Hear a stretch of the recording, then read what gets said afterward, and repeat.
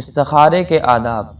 ہر اہم کام میں استخارہ کرنا، کسی ایک جانب کو ترجیح دیے بغیر استخارہ کرنا، 2 رکعتیں پڑھنا، نماز کے بعد یہ دعا مانگنا: اللہم انی استخیرک بعلمک واستقدرک بقدرتک واسألک من فضلک العظیم فإنک تقدر ولا اقدر وتعلم ولا اعلم وانت علام الغیوب اللہم ان کنت تعلم ان ھذا الامر خیر لی فی دینی ومعاشی وعاقبت امری فاقدر لی ویسرہ لی ثم بارک لی فیہ وَإِن كُنْتَ تَعْلَمُ أَنَّ هَذَا الْأَمْرَ شَرٌّ لِّي فِي دِينِي وَمَعَاشِي وَعَاقِبَةِ أَمْرِي فَاصْرِفْهُ عَنِّي وَاصْرِفْنِي عَنْهُ وَاقْدِرْ لِي الْخَيْرَ حَيْثُ كَانَ ثُمَّ رَضِّنِي بِهِ۔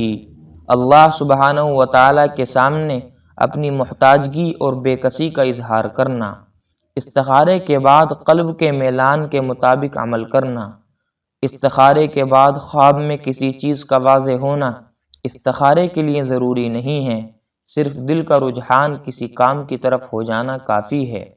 جب فوری ضرورت ہو تو کام سے پہلے کم از کم یہ دعا پڑھ لینا: اللہم خیر لی واختر لی۔ اللہ سے دعا ہے کہ اللہ تعالی ہم سب کو ان تمام باتوں پر عمل کی توفیق عطا فرمائے، آمین۔